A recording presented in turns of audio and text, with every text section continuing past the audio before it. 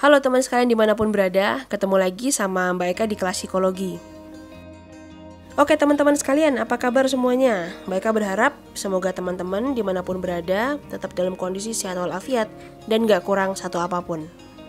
Kemudian gak lupa Mbak Eka ucapkan juga selamat datang kepada teman-teman yang baru bergabung atau baru menemukan channel Mbak Eka. Selamat menikmati berbagai konten yang Mbak Eka sajikan dalam bentuk podcast maupun lainnya ya. Baik teman-teman, di kelas psikologi kali ini Mbak Eka akan berbagi sedikit ilmu ya. Mbak Eka akan sharing tentang hal-hal yang biasanya nih bikin orang paling penasaran kalau ketemu sama anak-anak atau orang-orang dari disiplin ilmu psikologi. So, apakah itu? Nah, pada kesempatan kali ini Mbak Eka pengen sharing terkait sebenarnya apa sih yang biasa dilihat oleh teman-teman mayoritas dari psikologi ya. Mayoritas artinya tidak semuanya, terkait orang yang baru datang ke kita. Nah teman-teman, ternyata ilmu ini juga bisa diterapkan di dalam kehidupan teman-teman. Baik teman-teman, sebenarnya kalau kita berbicara tentang karakter orang, itu kita bisa ngelihat dari banyak hal atau banyak aspek ya. Dan sudah banyak juga ragam ilmunya untuk kita ngerti sama karakter orang tersebut. Nah tapi memang meskipun ilmu ini bisa dipelajari oleh siapa saja, tapi untuk melakukannya kita membutuhkan yang namanya jam terbang. Nah, jam terbang itu apa? Jam terbang itu adalah banyak-banyak berlatih teman-teman. Nah, ragamnya tadi Mbak Eka bilang banyak ya. Misalnya ada kayak mikroekspresi. Jadi kita ngelihat berbagai gerak tubuh seseorang ya dalam waktu seperti sekian detik gitu. Perubahan apa yang muncul ketika kita menanyakan sesuatu misalnya. Atau kita melihat konsistensi. Kemudian ada juga bahasa-bahasa grafologi, bahasa-bahasa palmistry dan lain sebagainya. Nah, semua itu bisa dipelajari. Namun pada kesempatan kali ini Mbak Eka tidak akan membahas hal itu. Mbak Eka akan mengajak teman-teman untuk melihat sebenarnya ketika pertama kali kita ketemu orang, itu biasanya apa sih yang orang lihat dari kita. Baik teman-teman, nah apa ya pentingnya kita bisa tahu atau kita bisa ngerti ya, tentu agar kita bisa diperhitungkan pada saat kita lagi ketemu sama orang lain ya. Tentu agar kita juga bisa membuka peluang-peluang supaya kita lebih bisa diterima. Jadi kita perlu untuk mengetahui sebenarnya apa saja yang orang lain lihat dari kita untuk pertama kali. Baik teman-teman semua, seperti biasa sekarang silahkan atur posisi duduknya atau posisi tiduran ya. Cari yang paling nyaman sebelum kita menyimak podcast ini. Kemudian jangan lupa apabila nanti podcast ini bermanfaat dan dirasa waduh kayaknya saudaraku perlu tahu nih, atau temanku perlu tahu nih ya, misalnya lagi mau ngelamar kerja atau dia lagi mau ketemu orang yang belum pernah ditemuin ya, kayaknya dia perlu tahu buat mawas diri deh minimal kayak gitu. Nah silahkan share di semua sosial media yang teman-teman punya. Oke teman-teman, segera kita mulai ya. Baik, di nomor 1 teman-teman, biasanya kalau orang baru pertama kali ketemu kita, itu mereka akan melihat kita dari pengalaman yang kita miliki. Kenapa bisa pengalaman di nomor 1? Nah pengalaman itu diidentikan dengan cara kita dalam melihat sesuatu teman-teman, biasanya kayak gitu. Kemudian juga kita akan dilihat dari pengalaman kita itu berdasarkan apa yang sudah pernah kita lakukan sebelumnya. Nah karena apabila kita sudah dianggap memiliki pengalaman di dalam hal yang ingin diketahui orang lain, atau bahkan orang lain belum tahu tentang apa yang bisa kita lakukan dan mereka tertarik, yaitu sebenarnya untuk membuat antisipasi ketika kita nanti menemukan sebuah permasalahan di tengah jalan. Nah jadi pengalaman hidup itu sangat penting. Berikutnya teman-teman, di nomor 2 ini ada sudut pandang. Dari sudut pandang ini biasanya orang-orang bisa menilai kita dengan gimana ya kita menghadapi sebuah permasalahan, gimana kita membuat keputusan, gimana kita ngelihat sisi mana yang salah, sisi mana yang benar, dan dari mana kita bersikap. Nah biasanya orang-orang akan menilai kita dari sudut pandang kita solutif nggak ya orangnya, atau malah ketika ada masalah kita jadi semakin membuat masalah itu menjadi besar. Nah misalnya kayak gitu teman-teman. Selanjutnya di nomor 3 ini ada kepribadian. Baik teman-teman, kepribadian ini juga jadi poin yang penting ya. Karena apa? Dari kepribadian itu biasanya kita dinilai berdasarkan attitude kita ya, tata krama kita, kemudian kita punya sopan santun apa enggak, kita orangnya peka enggak ya, kemudian kita bisa bertanggung jawab dan lain sebagainya apa enggak. Nah biasanya poin-poin itu muncul di dalam aspek penilaian kepribadian. Nah, pada beberapa kesempatan, terkadang kepribadian ini juga bisa diidentikan dengan karakter keluarga itu, teman-teman. Jadi nggak jarang ada orang yang bilang, oh pantas ya bapaknya begitu maka anaknya begini. Atau oh pantas ya ibunya emang sopan santun makanya anaknya juga santun. Nah, maka kepribadian itu adalah sesuatu yang diwariskan teman-teman. Jadi gak jarang ketika kita ngomongin kepribadian, itu pasti nanti berujungnya bisa ke keluarga dan lain sebagainya. Nah, maka hati-hati dalam bertindak ya.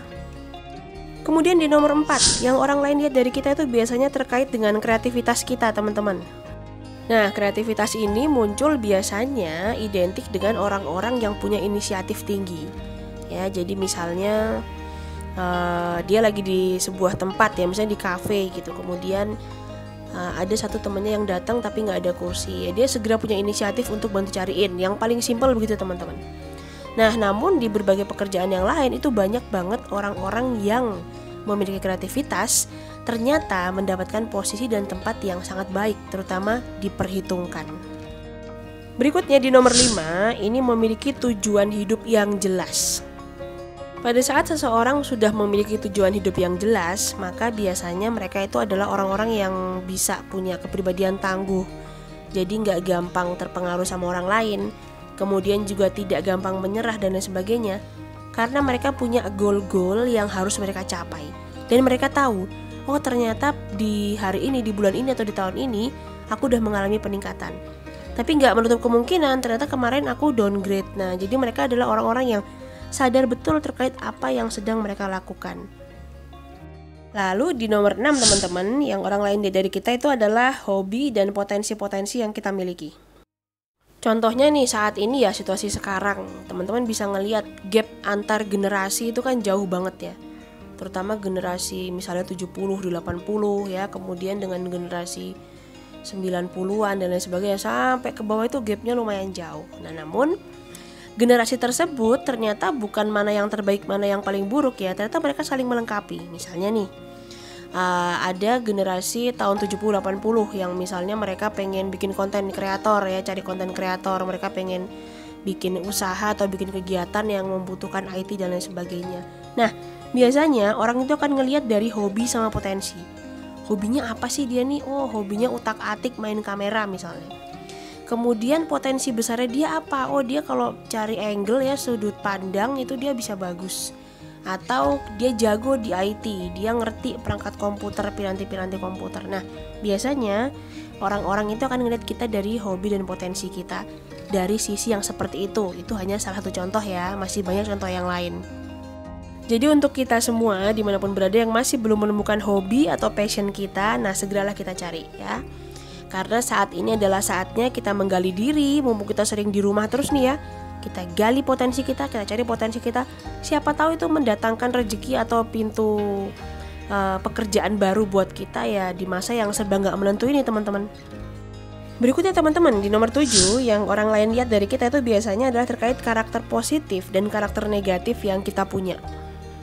Nah, dalam hal ini Mbak Eka bukan mau bilang kalau orangnya karakternya negatif itu akan dijauhi, karakter positif itu akan dicari, enggak. Sekarang orang lebih fair kok, orang lebih banyak terbuka ya.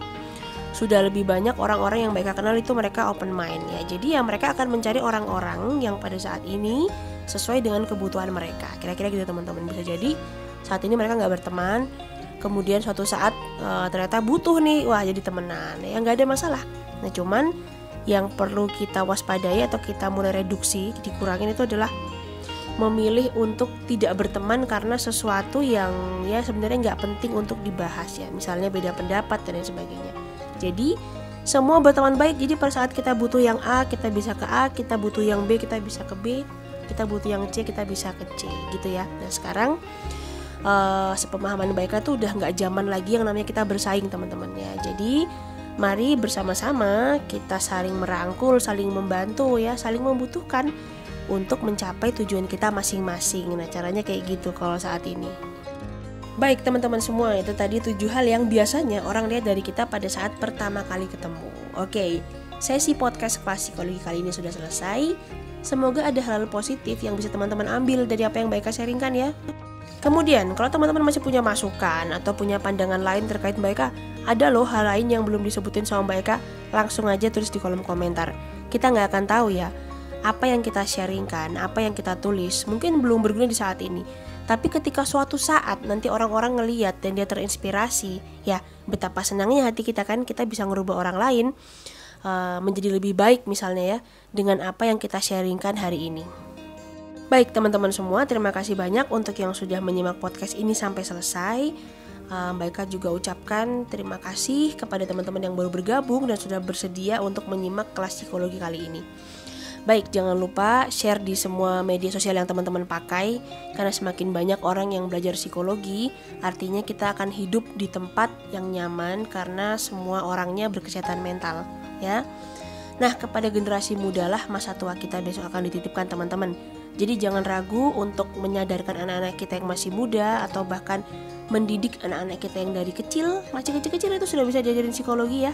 Nah, ajak mereka untuk mengenal dirinya sendiri, jadi supaya mereka nggak salah langkah, mereka nggak hilang arah ya, gampang ikut pergaulan bebas. Kita mulai dari saat ini teman-teman. Oke, cukup sekian podcast kali ini. Mbak Eka titip salam untuk orang-orang tercinta yang ada di sekitar kalian. Sehat selalu dan sampai jumpa pada podcast-podcast yang lain. Jangan lupa teman-teman tonton juga podcast sebelumnya ya. Oke, dadah.